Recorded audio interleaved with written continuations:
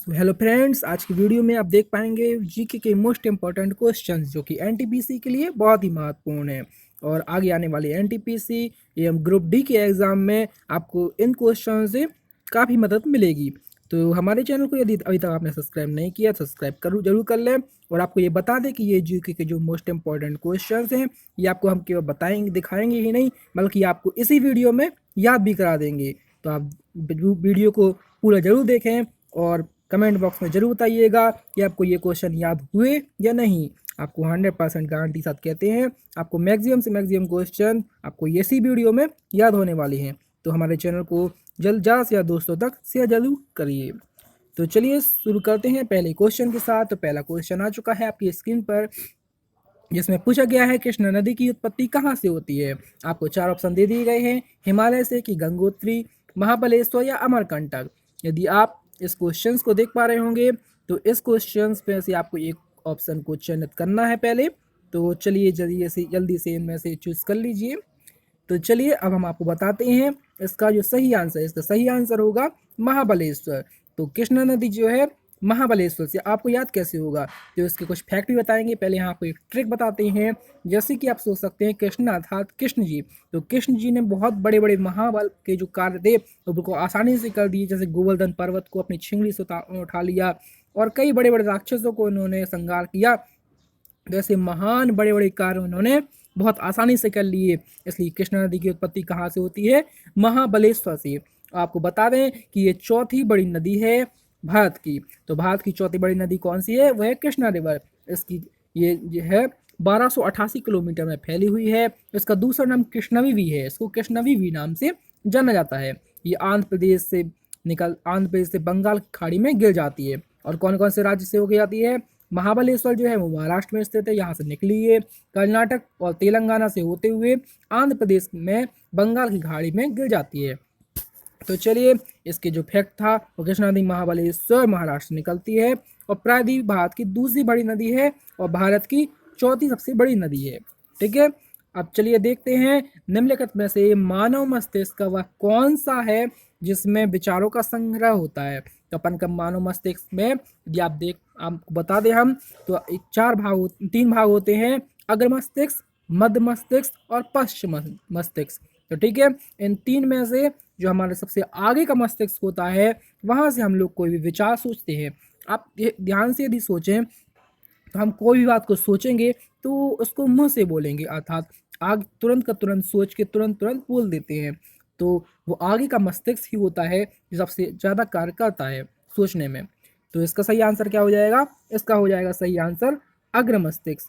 तो ये अग्र मस्तिष्क का सही आंसर हो जाएगा। चलिए चलते हैं अगले क्वेश्चन की ओर। अगला क्वेश्चन में है औरंगजेब का जन्म कहाँ हुआ था। तो राजस्थान, मध्य प्रदेश, गुजरात और दिल्ली। आपको 4 ऑप्शन दे दिए गए हैं, आपको इनमें से एक सही उत्तर छांटना है। तो हम आपको बता दें कि औरंगजेब का जो जन्म हुआ था वो 3 नवंबर 1618 को दामोह गुजरात में हुआ था। और ये मुमताज के कौन सी तीसरे पुत्र थे और छठवीं संतान थी। अर्थात संतानों की बात की जाए, इनके टोटल बच्चों की बात की जाए तो छठवें नंबर के थे, लेकिन यदि केवल पुत्र की बात की जाए तो ये तीसरे पुत्र थे। और ये शक्तिशाली रहे इसलिए उन्होंने शासन किया। ठीक है, जो दारा सिकोह इनका पहला पुत्र था उसको हराते हुए उन्होंने वहाँ पर शासन स्थापित किया। तो औरंगजेब का जन्म जो पूछा था वो कहाँ हुआ था, गुजरात में हुआ था। अर्थात ये गुजरे नहीं और बहुत अच्छे से उन्होंने कार्य किया। तो आपको संभावना है कि आपको ये क्वेश्चन याद होते जा रहे होंगे। और यदि नहीं हो रहे हैं तो जो भी क्वेश्चन आपको याद नहीं हुआ है आप कमेंट बॉक्स पर जरूर बताइए, उसको हम आपको अलग से आपको बताएंगे उसकी दूसरी ट्रिक। ठीक है, तो चलिए देखते हैं अगला क्वेश्चन। जैसे मदन मोहन मालवीय को महामना की उपाधि किसने दी थी। तो 4 ऑप्शन दे दिए गए हैं, दादाभाई नौरोजी ने, कि गोपाल कृष्ण गोखले ने, महात्मा गांधी ने, कि बाल गंगाधर तिलक ने। तो यदि आप इसको देख पाए तो आपको बता दें जो महात्मा गांधी जी थे, महात्मा गांधी जी ने मदन मोहन मालवीय को महामना की उपाधि दी थी। और क्यों दी थी, क्योंकि इनने सर्वश्रेष्ठ कार्य किए थे, ऐसे ऐसे कार्य किए थे। मदन मोहन मालवीय जी की बात की जाए तो 25 दिसंबर 1861 को इनका जन्म हुआ था, वो भी इलाहाबाद में। तो इलाहाबाद में ये जन्मे थे और 2014 में इनको भारत रत्न से सम्मानित किया गया था। और आप जानते ही होंगे जो भारत रत्न है ये भारत का सर्वोच्च पुरस्कार है। तो ये सर्वोच्च पुरस्कार से इनको सम्मानित किया गया। तो इतने बड़े महान व्यक्ति को महात्मा गांधी जी ने महामना की उपाधि दी थी इनके अच्छे कार्य के लिए। तो जो अगला क्वेश्चन है वो है राज्यपाल को पद की शपथ कौन दिलाता है। तो इनको पद की शपथ कौन दिलाता है।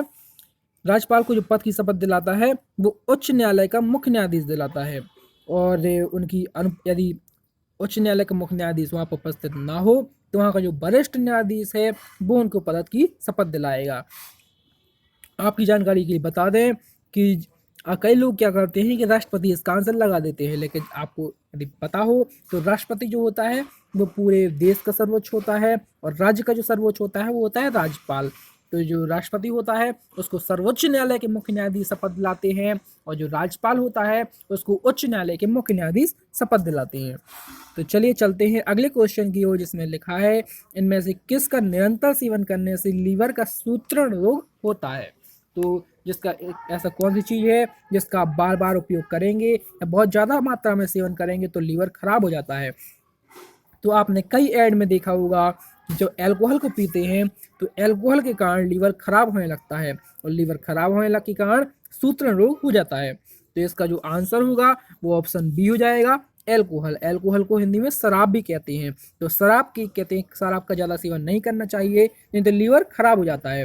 तो लीवर खराब किससे हो रहा है, अल्कोहल से, इसलिए लीवर का सूत्रण रोग किससे होगा, अल्कोहल से। तो ठीक है, अब चलते हैं नेक्स्ट क्वेश्चन की ओर। नेक्स्ट क्वेश्चन में है good people to grow with. Good people to grow with ये किस बैंक की टैगलाइन है। तो आपको 4 ऑप्शन दे दिए गए हैं, HDFC बैंक की, इंडियन ओवरसीज बैंक की, बैंक ऑफ इंडिया की, कर्नाटक बैंक। तो इसका जो सही आंसर है वो आपको बताना है। तो इसका जो सही आंसर होगा वो होगा इंडियन ओवरसीज बैंक। कौन सा होगा, इंडियन ओवरसीज बैंक, जिसकी स्थापना 10 फरवरी 1937 में चेन्नई में हुई थी। कहाँ हुई थी, चेन्नई में। कब हुई थी, 10 फरवरी 1937 को।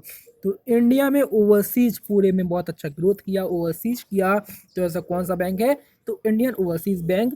और जैसे कि यहाँ ग्रोथ लिखा है तो ग्रोथ से संबंधित है ओवरसीज, तो अपन लोग यहाँ से इसको आसानी से याद कर सकते हैं कि इंडिया ने जो ओवरसीज किया था बैंक वो कौन सा था, उसकी टैगलाइन थी पीपल टू ग्रोथ विद। ठीक है, good people to growth with. चलिए चलते हैं नेक्स्ट क्वेश्चन की ओर। नेक्स्ट क्वेश्चन है भारत का दूसरा सबसे बड़ा चिड़ियाघर कौन सा है। तो दूसरा सबसे बड़ा चिड़ियाघर बताना है। वैसे कई जगह ये पहला भी प्राप्त होता है, आप यदि सर्च करेंगे तो आपको वैसे ज़्यादातर ये पहला भी मिलेगा। तो पहला या दूसरा जो भी पूछता है, वैसे मैगजीन आप पहला भी याद कर सकते हैं। तो इनमें से पहला सबसे बड़ा चिड़ियाघर कौन सा है, इंदिरा गांधी की अन्निगार, अन्ना की नेहरू प्राणी की गोपालपुर चिड़ियाघर। तो आपकी जानकारी के लिए बता दें कि इसका जो सही आंसर होगा वो होगा अलीनगर अन्ना प्राणी उद्यान। तो कई जगह अलीगनार है, कई जगह अलीनगर है। तो आपको जो भी मिले आप इसका सही आंसर लगा सकते हैं। और यहाँ से देख सकते हैं जो अन्ना जी थे वो सबसे बड़े ज़्यादा छा रहे थे, इसलिए अन्ना हजारे बहुत ज़्यादा चला हुआ था, इसलिए उससे अपन लोग याद कर सकते हैं कि ये सबसे बड़े चिड़ियाघर के रूप में प्रदर्शित होते हैं। ठीक है, तो इसका जो सही आंसर हो जाएगा वो होगा अलीनगर चन्ना अन्ना प्राणी उद्यान। और ये स्थित कहाँ है, ये है चेन्नई। और चेन्नई कहाँ पर है, तमिलनाडु की राजधानी है। तो ये तमिलनाडु का सबसे बड़ा चिड़ियाघर है। ठीक है, चलिए जब देखते हैं भारत के किस राज्य में बारदौली सत्याग्रह हुआ था। तो बारदौली सत्याग्रह की बात की गई है, राजस्थान में हुआ था कि बिहार में कि गुजरात में कि मध्य प्रदेश में। तो यदि बारदौली सत्याग्रह की बात की जाए तो इसके कुछ फैक्ट है, जैसे कि ये 1928 में हुआ था। क्या हुआ था, 1928 में हुआ था, गुजरात में हुआ था। तो इसका नेतृत्व किसने किया था, वल्लभ भाई पटेल ने किया था। तो आपको जब याद हो गया होगा कि ये कहाँ हुआ था, गुजरात में हुआ था।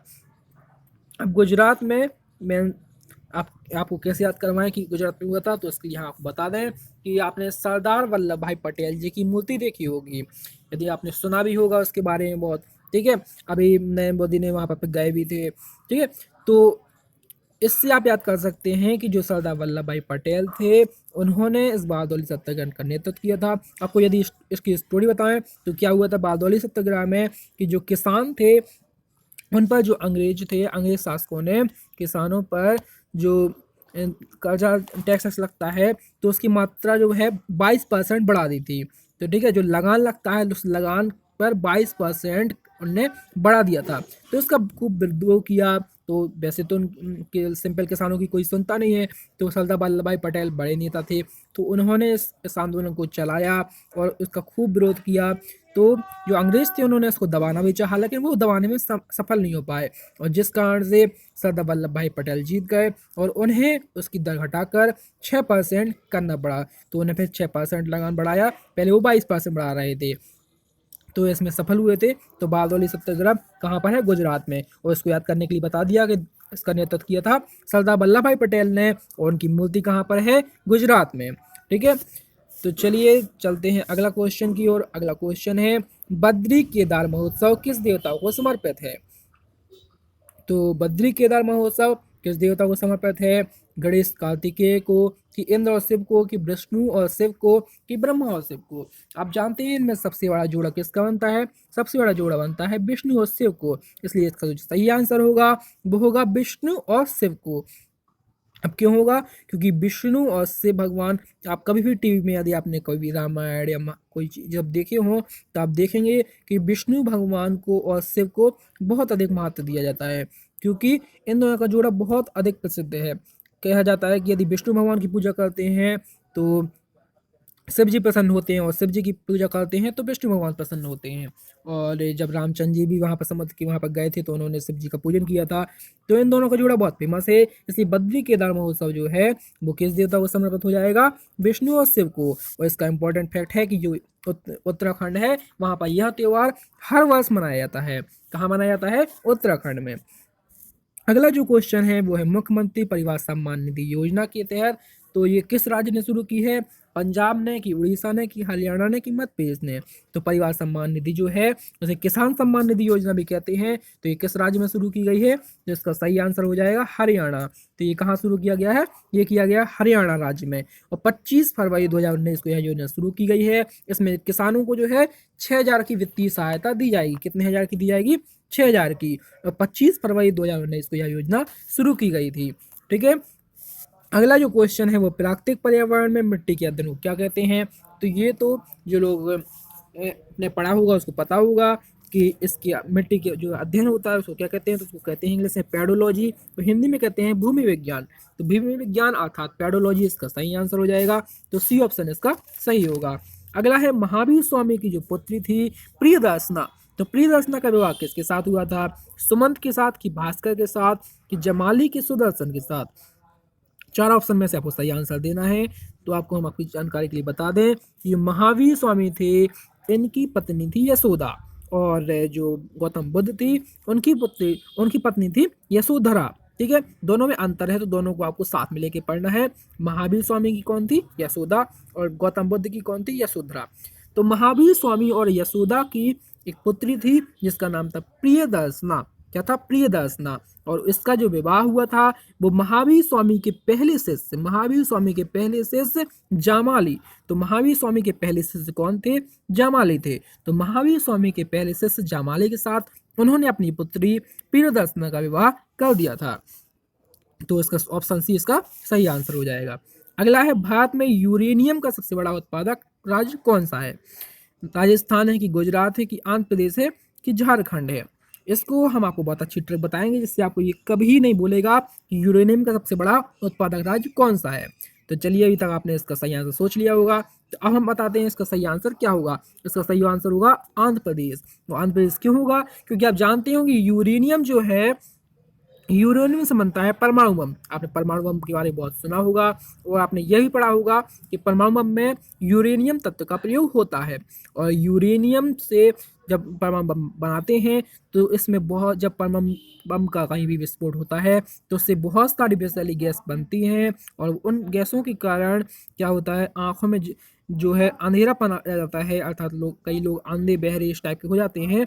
तो जो लोग अंधे होते हैं तो उससे लोग याद रख सकते हैं कि आंध्र अर्थात अंधे। तो आंध्र प्रदेश में यह का सबसे बड़ा उत्पादक राज्य है, तो आपको ये कभी नहीं बोलेगा। चलिए, अगला है, संविधान सभा ने किस वर्ष में संविधान को अंगीकार किया था? तो कौन से वर्ष में किया था? 1949, 50, 48 की 51?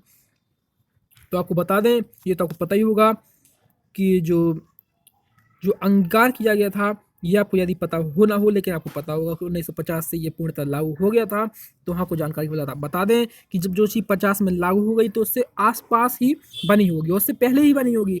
तो इससे पहले का ऑप्शन 2 है, एक 48 49, लेकिन जस्ट पहले हुई होगी। तो इसलिए इसका सही आंसर क्या होगा? 49। 26 नवंबर 1949 को भारतीय संविधान ने इसको अंगीकार किया था। तो संविधान को कब अंगीकार किया गया? 26 नवंबर 1949 को। अगला है, पहला वित्त आयोग कब गठित किया गया? तो 50 51 52 54 कहा है। तो पहला वित्त आयोग कब गठित किया जाएगा? ये संविधान लागू हुआ 1950 को, उसके जस्ट बाद ही गठित किया जाएगा। तो इसका सही आंसर क्या हो जाएगा? 1951। तो अनुच्छेद 280 के तहत 1951 में, अर्थात ऑप्शन 20 का सही आंसर होगा। तो 1951 में इसको गठित किया गया। ठीक है, चलते हैं अगले क्वेश्चन की ओर, जिसमें है भारतीय नौसेना का अभिहित प्रशिक्षण कार्यक्रम भारत के किस शहर में शुरू किया गया? तो कलकत्ता में, कि लोनावाला में, कि चेन्नई में, कि बेंगलुरु में?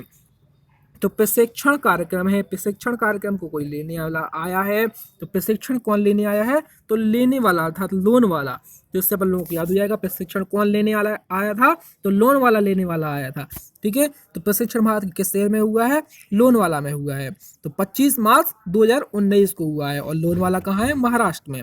तो 25 मार्च 2019 को लोन वाला महाराष्ट्र में अभिहित प्रशिक्षण कार्यक्रम भारत का शुरू किया गया है। ठीक है, अब एक रूसी रूबल की बात की गई है, तो ये कितने भारतीय रुपए के बराबर होता है? तो 22 रुपये, 12 रुपया, 5 रुपया या 1 रुपया?